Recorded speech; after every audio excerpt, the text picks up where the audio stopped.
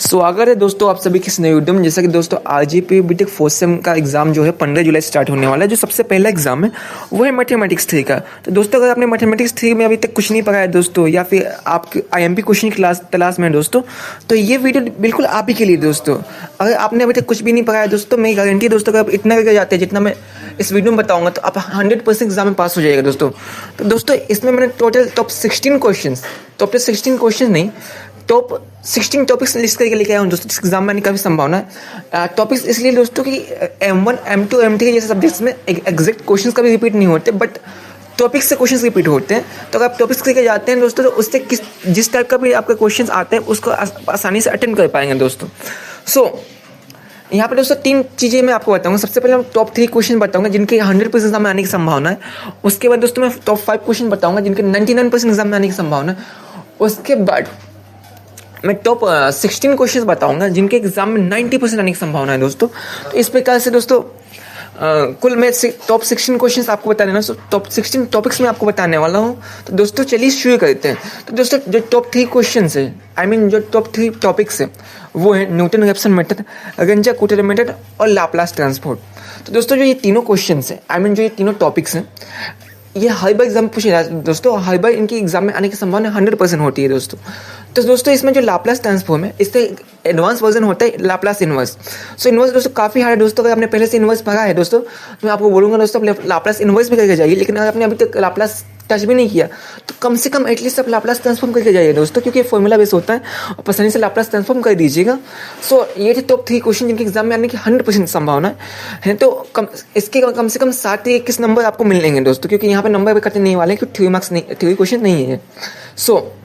यहाँ से 21 number confirm हो जाते हैं। तो आपको बाकी नंबर्स कंफर्म करने के लिए मैं आपको 2 क्वेश्चन और बताता हूँ। जो पहला क्वेश्चन है दोस्तों वो है रेगुलर फाल्सी मेथड, जिसको आप 4th नंबर क्वेश्चन बोल सकते हैं। रेगुलर फाल्सी मेथड बिल्कुल आपको ये दोस्तों, इससे हर बार एग्जाम में पूछा जाता है और काफ़ी ईजी भी है। उसके बाद दोस्तों है न्यूटन्स फॉरवर्ड इंटरपोलेशन फार्मूला। इसका एक वर्जन होता है न्यूटन्स बैकवर्ड, लेकिन एग्जाम में अधिकतर न्यूटन्स फॉरवर्ड ही पूछता है दोस्तों। तो आप न्यूटन्स फॉरवर्ड इंटरपोलेशन फार्मूला करके जाइए। तो दोस्तों ये है टॉप 5 क्वेश्चंस। अगर आप एक बार पहले वीडियो देख रहे हैं दोस्तों, तो आप कम से कम ये 5 टॉपिक्स तो प्रैक्टिस करके जाइए।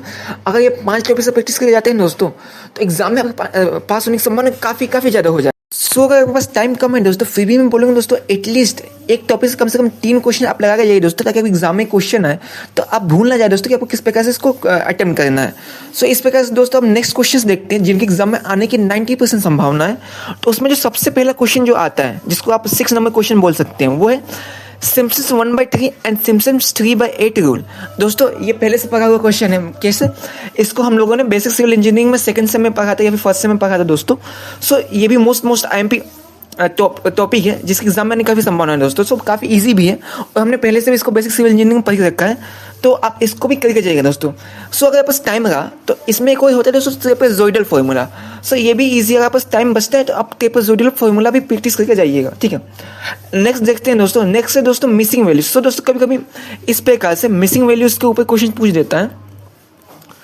आप मिसिंग वैल्यूज के क्वेश्चन लगा के जाइए, ये भी काफ़ी ईजी है दोस्तों और एग्जाम में आने की काफ़ी संभावनाएं होती हैं। और 8वां नंबर दोस्तों न्यूमेरिकल डिफरेंशिएशंस के ऊपर। दोस्तों ये भी काफ़ी इंपॉर्टेंट क्वेश्चन है न्यूमेरिकल डिफरेंशिएशंस के ऊपर। तो मैंने एक उदाहरण के लिए यहाँ पे एक क्वेश्चन मैंने रखा है। आप इस प्रकार से 2-3 क्वेश्चन प्रैक्टिस करके जाइएगा, ताकि एग्जाम में आने पर आप इसको अच्छे से अटेम्प्ट कर पाएँ। नेक्स्ट दोस्तों मैंने यहाँ से 9 से लेकर 16 तक के टॉप 16 क्वेश्चन मैंने यहाँ पे लिस्ट कर दिया है दोस्तों।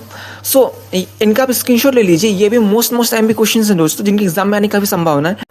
तो ये थे दोस्तों टॉप 16 क्वेश्चंस, टॉप 16 टॉपिक जिनके एग्जाम में आने की काफ़ी संभावना है दोस्तों।